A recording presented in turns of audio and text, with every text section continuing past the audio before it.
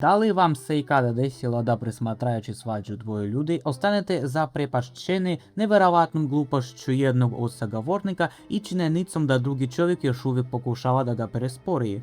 Ako niste to osjetili, sad ćete sigurno osjetiti, jer ću vam ispričati o čovjeku koji je zbog jedne analize animea napravio takvu komediju da se Charlie Chaplin 3 put prevrnuo u grobu. Počet ćemo sa smešnim argumentima odbranu još anime smeća, a završit ćemo sa desnim nacionalizmom sa prizvukom šovinizma.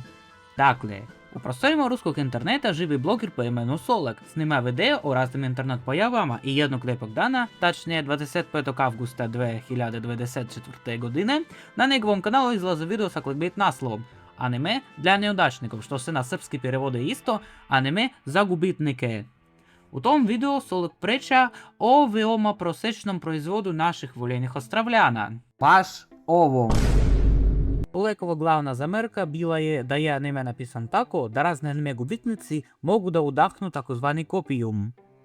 Za one koji ne znaju, kopijum je slang termin koji opisuje stanje poricanja stvarnosti, samoobmane ili traženja lažnih opravdanja kada se suočite sa razočarovanjem u životu. Da detaljno opisujem sadržaj ovog animea, mrzi me, jer to smeće ne vredi ne 3 minuta vašeg života. Ali ako ste žestoki ljubitelj sranja, onda se pretplatite za mene. Uskoro izlazi 3. epizoda moje serije. Ovaj video je sakupio mali broj pregleda i svi su srećno zaboravili na njega do jednog kobnog dana. 7. novembara 2025. godine, gotovo godinu dana nakon Solekovog videa, na kanalu još uvijek nekog nepoznatog youtubera pod nadimkom Terexel izlazi video sa ovakvim naslovom, koji u prevodu znači anime za gubitnike ili kako je Solek usrao anime ne skidajući gače. Vredi primetiti da ovaj čovjek krajnje čudno koristi dodatak feed. Obično se koristi da znači blogera koji je učestvovao u videu, ali kao što shvatate, Solek se tamo nije pojavio i ovaj fazon će prognjati sve naredne videe našeg animeša. Uzgred i ja se također mogu lako pojaviti tamo. Video Terexela možda nikada ne bi ugledalo svjetlost YouTube algoritama da Solek nije sam snimao odgovor na ovaj video u kojem je metodički razjebao sve njegove argumente. Uzgred, šta kažeš na argumente? A što se argumenata tiče? Jebote, svi su mu argumenti sranje. Da biste razumeli šta se dešava, morate imati na umu da je našeg pacijenta divlje uvredio besni Solekov osvrt. Autor je imao gomilu zamrke na Soleka, od kojih je jedna zvučala ovaka. Solek nema pravo ništa da kritikuje, zato što on navodno ne gleda anime. Da li shvatate nivo šizofrenije ovog mladog čovjeka? Da tako nešto izjavi blogeru koji ima zaseban i u te playlistu u kojoj recenzira anime? Kurban. Čak da uhvatim peredezirane od nezrelih jabuka, ne bih mogao da izvučim takvu glupost iz sebe, jebote. Uzgred, također je tvrdio da na osnovu svog prethodnog argumenta Solek uopšte nema prava da vodi rubriku 0 od 10, u kojoj zapravo pravi recenzije na anime smeće. Nakon toga se Terexel zapitao sa svim opravdanim pitanjem, hoće li u ovoj rubrici biti jednog animea koji nije palivan kantama sranja kad je izašao. Dakle, čovjek pita može li Solek da pohvali anime u rubrici u kojoj ga psira. Težak slučaj. Pa, kome se to ne događa? A nikome se ne događa. Jer onda izbacuje sljedeće. I sam Solek uvek bira anime koje je lako usrati, a nešto zaista jedinstveno nikad ne razmatra. Iako da biste razumeli, Solek je pravio osvrt na sektaško anime, na američku sinhronizaciju koju je praktično u putnosti prepisala anime, na najružnije anime, pa je čak i na Nila Brina. I sada bi ipak trebalo da napravim kratak pregled radnje tog anime sranja, radi razvivanja konteksta kasnijih izjava našeg sranjeljubca. Jevote, toliko ne želim da upravljam ruke u tom džubretu. Ali za raz svojih 5 pretplatnika spreman sam na to. Koje je na to jebem ti? Zato me pretplatite se. Dakle, u animeu glavni junak, jedan debeli gubitnik, kao po naređenju Tita, pretvara se u zgodnog momka koji će u svim narednim epizodima služiti kao vešalica za devojke različitog stepena društvene odgovornosti. Jer... Pa zato što je on jeben, vjerovatno Međutim, iako je paradni postao lep, iznutra je i dalje isti gubitnik, što je Solek sasvim razumno premetio, navodeći analogiju sa ruskim filmom Sobačije srce. Toplo preporučujem da pogledate uzgred. Pas koji je postao čovjek ne prestaje da bude pas. Nakon toga se Terexel upravljao ponosan stav i izjavljuje: Kakav ovo ima veze sa poređenjem sa tim filmom, ako glavni junak nije bio pas? Kao što shvatate, Soleko na njegovom streamu nije bilo naročito teško da parira ovakvim argumentima, no streamu je Solek odgovorio bukvalno na sva zamjerke Terexela, usput ih raznesavši u prah i pepeo. Ne vidim smisla da analiziram taj stream, jer je to bukvalno bila utakmica sa jednim golom, gdje naš animeš još nije otkrio svoju pravu prirodu. Ali ako ste zainteresovani i znate ruski jezik, posebno za vas ću ostaviti link u opisu. Nakon Solekovog streama Terexel objavljuje na kanalu video čije se naslov prevodi kao Solek nije u pravu ili kako Solek nije umeo da argumentuje. Vredi obratiti pažnju da je naslov ranije sadržao frazu ili kako ljudi mere lobane po ukusima za anime. Ovo će izgledati posebno smešno kada vam ispričam šta je odgovarao na komentare ispod svojih videa. Zatim, 8. novembara objavio je kratak video koji sadrži blagorečno cijelo brdo odabranog ludila i šizofrenije, što je postalo tačka bez povratka u ovom sukobu.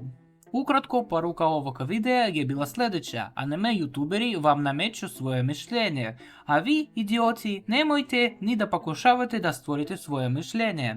A samo anime o kome se ranije govorilo je uobičajeno anime za jedno veče, i ono nije 0 od 10, nego celih 6.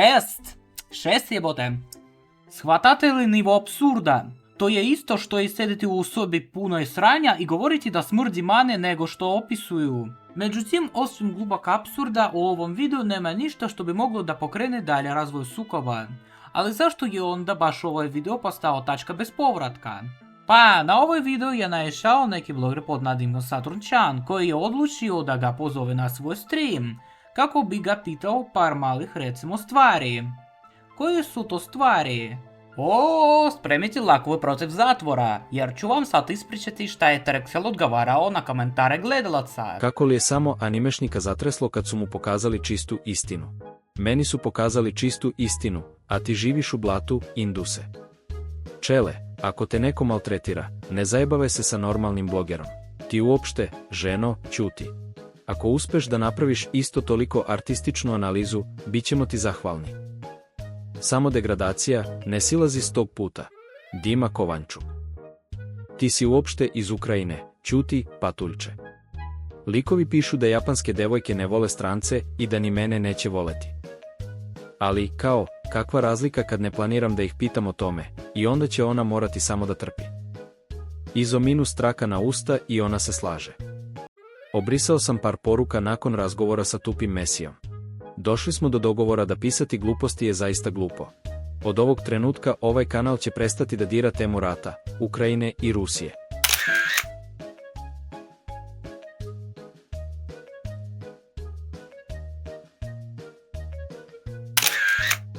Donji komentar, ne bi li hteo da objasniš?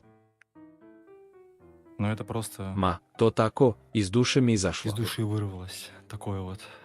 Ako mislite da su svi ovi komentari šala, nemojte tako da mislite. Već uzmite automat i, jer sve je to pisao potpuno ozbiljno, jebote. Ali šale od njega ćemo čuti malo kasnije, a sada hajde da detaljnije analiziramo ovaj stream. Naprimer, on je vezani za sinhronizaciju animeja na ruski jezik. Da biste razumeli kontekst, treba da znate da je industrija ruske sinhronizacije prilično razvijena i da tamo postoje zaista veoma talentovani glumci za sinhronizaciju. Naprimer, legende poput Goblina. A šta o ruskoj sinhronizaciji misli naš junak? Gledajte. Смотришь аниме в дабе, Ti gledaš anime u sinhronu, ti poštuješ sinhron, iako je to totalno govno, i poštuješ ljude koji rade potpuno isto. I ti tako gledaš anime. Evo, kurira sinhronizaciju Laki, stara Poljka.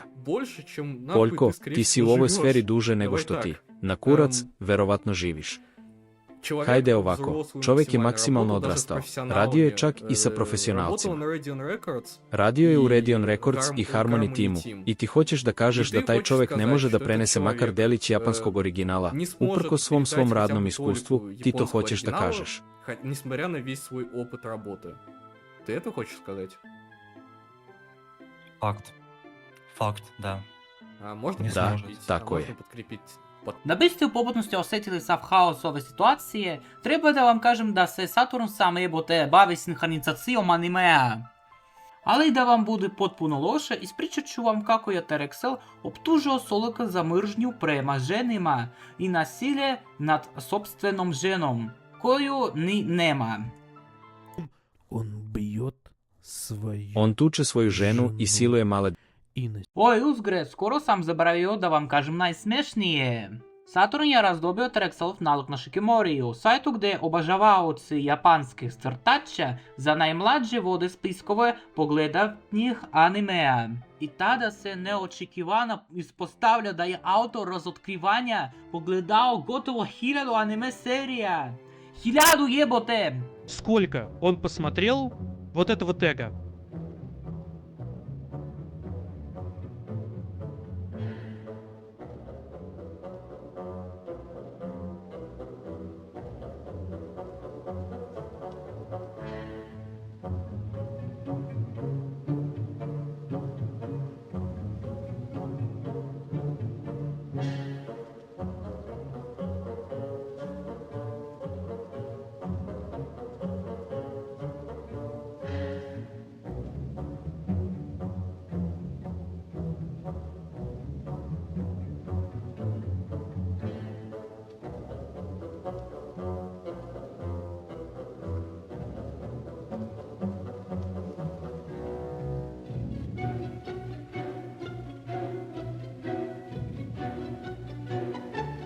Kurva, to je više nego što sam ja proveo u školskoj klupi za oko 1000.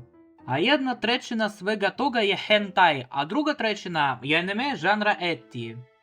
Dakle, također hentai. Samo razmislite, ovaj čovjek, ne čovjek, ovo čudovište pogledao je preko 600 animacionih porno serija.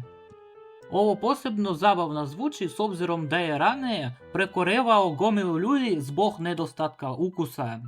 Ukus istina zarazna sranja, ali to nije važno.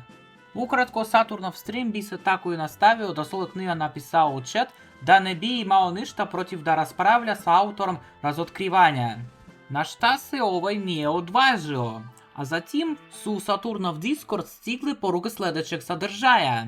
Он требует с меня On traži od mene 10 10.000 rubalja da bih s njim popričao u inboxu. Lik je sve ovo vreme imao jebeno mnogo pitanja za mene. Ja kažem, hajde da uđem u stream, razgovaramo o tome, zakopamo ratnu sekiru, bez problema. A, ti hoćeš da popričaš sa mnom? 10.000. 10 Nakon toga sljedećeg dana Terexel je otpremio na svoj kanal novi video koji je YouTube uklonio zbog kršenja pravila zajednice. Jer je u njemu nemilosrdno psovao sve koji su bili čak i umešani u ovu priču, nazivajući ih svim dostupnim uvredima ruskog jezika. A kao što znate, njih ima nemalo. A još je iz nekog razloga nazivao Ukrajincima one koji mu se nisu dopali. Не уверен. Эти украинцу Сатурну, который оказалось, что он любит сосать людям из третьего мира. Сам для девочек смотришь и кичишься этим. Твои друзья Осуждаю. этого года рождения, ваша мать вас рожала от вашего отца украинца. Дядя вылез. Ай, слушай, аниме говно, я умею делать обзоры, но вы меня не понимаете. U pitanju nacionalne pripadnosti naš pacijent ima prilično ultradesničarski stav, jer one koji mu se ne dopada rado naziva Ukrajincima. Glavna suština ovog videa je sljedeća. Solak je gubitnik zato što je Terexel pogledao više anime od njega. Sumnjivo dostignuće, ali recimo da jeste. Ono o čemu zaista vredi pomenuti jeste situacija sa, recimo, Dekinim prozorom. Namjerno sam zamaskirao opasnu reč kako me YouTube ne bi dirao. Dakle, na streamu sa Saturnom u Celexerovoj listi pronađena je recenzirana hentai sa devojkami koji po zakonu ne mogu da bude pozvane na vojnu službu. Ukratko ocjenio je sa 6 od 10 zbog čega su mu upućene neke primjedbe. Na šta je u svom sljedećem videu bukvalno izjavio ovo. Gledao sam. I šta vam to daje? Mnogo toga daje. Много чего дают. Ako želite da me optužite da sam pedofil, usuđujem se da vam kažem da u većini vaših animea ima malih devojčica. Razumete li? Понимаете ли? Da, u mnogim animejima ima malih devojčica, Это правда. to je istina. Просто в этих аниме их нет. Samo u tim animejima ih В ne je u. принципе, всё. U principu, Это to je главное to. радикальное отличие, как To je бы, glavna всего radikalna остального. Neću vam ja objašnjavati taj pakao, to je već uradio Soluku mesta meni, hvala mu na tome. U svemu ostalnom ništa osim uvreda i raznih uvreda u tom videu nije bilo. Ne vidim smisla da analiziram dalje pokrete našeg junaka, jer vam je već jasno s kim imamo posla. Na kraju ću reći da sam ideju za ovaj video uzeo sa ruskog kanala Ja Glupenki. Hvala mu puno na tome.